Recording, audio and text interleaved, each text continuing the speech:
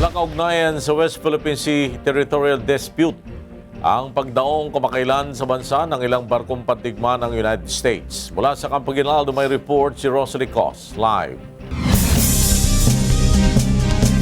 Yes, Rosalie.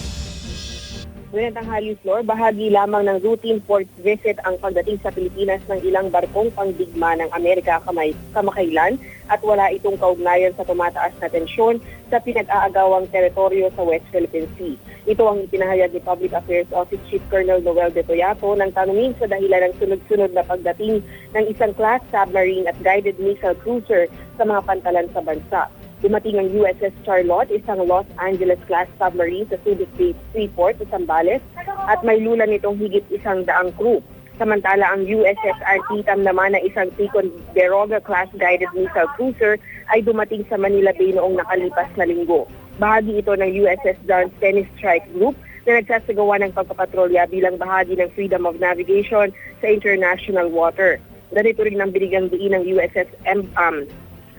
Embassy sa Maynila. Anila bahagi lamang ng routine visit ang pagbisita sa bansa ng mga barkong pandigma ng Amerika. Nalalapit na rin ang pagsisimula ng balikatan military exercises sa pagitan ng mga Pilipino at Amerikanong sundalo ngayong Abril. Flor? Rosalie Cos, nagulat mula sa Campo Aguinaldo.